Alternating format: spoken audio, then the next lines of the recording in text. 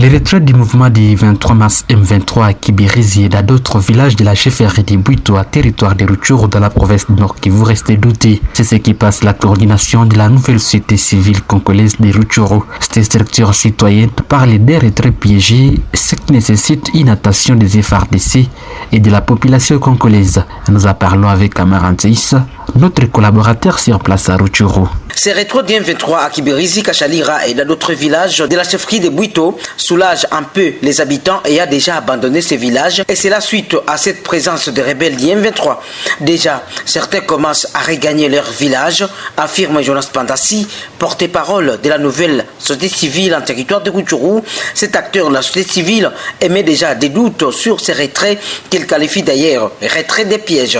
Et donc les FARDC qui contrôlent déjà ces villages abandonnés par les rebelles doivent marcher pieds fermés avec la population. Et c'est là qu'Axel lui, l'ennemi peut avoir abandonné ces villages avec des mines piégées. Jonas Pandassi. On ne sait pas, ces gens se sont retirés pour se diriger où quel est leur plan B, on ne sait pas. Mais aussi, on est en train d'exprimer des craintes par rapport aux engins explosifs que ces gens pourraient déjà installer par-ci, par-là. Voilà pourquoi on est en train d'interpeller ou de demander au FARDC d'être très vigilant, mais aussi à la population d'être vigilante pour ne pas tomber, pour ne pas être victime de ces engins explosifs. Ici de les signaler en territoire de Rutshuru, les rebelles du M23 continuent à se maintenir dans les grands centres de la chefferie de Bwisha, ce comme par exemple Kiwanja, Rutshuru Centre et Bunagana, pour ne citer que cela. Cependant, madame, ici, des civils qui s'étaient déplacés lors de l'occupation le 6 mars dernier de la localité de Kibirizi par les M23 regagnent cette entité depuis le matin de ce mardi 14 mars 2023. Ces mouvements de civils sont signalés 24 heures après un retrait dans cette entité des éléments du M23. Ces habitants avaient fui les affrontements qui avaient opposé les M23 au FARDC dans les localités de Kabanda et Kibirizi et s'étaient dirigés en masse dans les groupements Kanyabayonga et dans plusieurs autres entités du territoire voisin de Lubero. Nos sources précisent que les M23 auraient pris la direction de la zone de Kishiché. Je propose de suivre cet habitat de Kibirizi qui témoigne au téléphone de Dimansi Momberi, un confrère journaliste à la région. Les combattants du M23 qui étaient positionnés ici à Kibirizi ont abandonné leur position depuis hier matin. Nous nous sommes réveillés à leur absence et à cette heure, ce sont les militaires FARDC qui occupent l'entité. Certains de déplacés commencent même à revenir. Les militaires FARDC sont arrivés vers 15 heures, quelques heures après le départ des M23 qui ont commencé à faire leur mouvement toute la nuit d'avant-hier. Selon ce que nous sommes en train d'apprendre, ils auraient pris la direction de Kishiché parce qu'ils ne sont même pas visibles à Kirima. Nous apprenons qu'ils ont pris la direction de Kishiché. Certainement, c'est depuis le dimanche que certains habitants ont commencé à revenir à Kibirizi. Et surtout, c'est là qui avaient pris la direction de la forêt. Avec la situation de la pluie, ils avaient jugé mieux de revenir dans les villages. Alors, ceux qui sont en train d'arriver ce matin proviennent de Kirumba, Kaina et Kanyabayonga. Et à cette heure où nous sommes en train de parler avec vous, ils sont en train d'arriver. En fait, la situation à cette heure va bien. Tout va bien ici et il n'y a rien à craindre. Les mêmes mouvements des M23 ont également été signalés dans d'autres entités proches de Kibirizi. Ces derniers quittent l'air. Cependant, la notabilité locale sur place à Kibirizi dans les territoires de Rutshuru parce que ces retraits des M23 dans différentes zones de ces territoires serait une façon de se réorganiser et se concentrer sur d'autres positions en fait de voir comment attaquer la ville de Goma et empêcher les troupes angolaises de venir en République démocratique du Congo. Aimé Mukandamboussa exprime ici son opinion. Cette manière d'agir des M23 est analysée par plusieurs analystes indépendants et journalistes.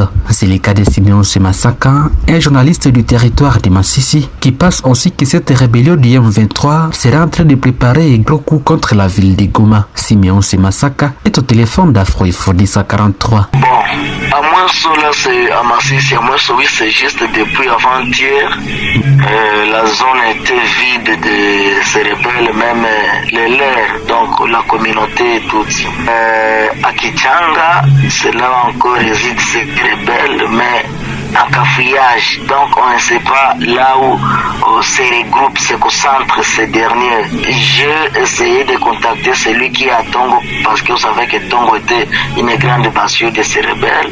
Lui qui n'était pas joignable, je pensais peut-être que c'est parce que ça faisait nuit, il n'a pas voulu être en ligne. Donc vous doutez aussi que la localité de Tonko soit déjà entre les mains du M23? En tout cas, c'est ce que je doute, parce que vous savez, malgré que ces gens-là peuvent se vider dans certains villages de Masisi, mais ils peuvent toutefois voir là qu'ils se concentrent encore. Mais Tongo ne peut pas manquer parmi les zones où ces gens-là peuvent aller chercher comment prendre d'autres mécanismes. Je l'ai appris dans le territoire de Nyiragongo. C'est comme s'il y a une place là qui se regroupe ces gens-là pour voir comment ils peuvent faire encore des contre-offensifs. Mais il serait mieux encore d'aller auprès de la société civile Nyiragongo aussi. Il est aussi informé de cela. Mais ce sont des informations qui circulent toujours. Merci beaucoup, cher Semassak. Je vous en prie, mon confrère. Cependant, madame, ici, dans les grands nord de la province de Nord Kivu, le sang n'a pas cessé d'écouler de la chefferie des Bachou à territoire de Béni. La nuit du lundi à hier, mardi 14 mars 2023, encore une fois, au moins 12 personnes ont été tuées dans les villages Maombi et sur les tronçons routiers Baboya Mabuku dans les groupements Malio. Plusieurs autres civils ont été pris en otage par des présumés rebelles scantés de l'ADF. Auteur de cette attaque, selon la société civile de Mabuku, les rebelles ADF ont opéré dans ces villages sans être inquiétés par les outils de sécurité. Consécutivement à cette attaque, les habitants vident ces deux entités et leurs aviraux craignant pour leur sécurité. Suivez ici Baraka Kiteme de la société civile de Mabuku. Kumekuwa quartier mbili zenye zimekuwa attaqué vers 5h du matin. Il y a des capitations qui ont été attaquées par des ADF vers 5h du matin. D'abord dans le village de Maombi, nous avons retrouvé 7 corps à vie. Et vers le centre du village Mabuku, sur le tronçon Maboya, 5 autres civils ont été retrouvés morts. Le nombre de disparus n'est pas jusqu'alors connu. Nous avions bien avant alerté les services de sécurité, mais aucune disposition n'a été prise. Nous appelons les forces armées à prendre des mesures idoines pour protéger les civils. Consécutivement à cette situation de sécurité, les populations des villages Maboya, Kalunguta, Kabasha et Mambingu se déplacent vers les milieux estimés sécurisés. Maeneo ya Maboya, Kalunguta, Kabasha, vile vile na Mabuku, Mambingi kuelekea mahali ambapo usalama unakuwa afadhali. Cette situation a occasionné une nouvelle entrée des populations à ville de Butembo hier mardi 14 mars 2023.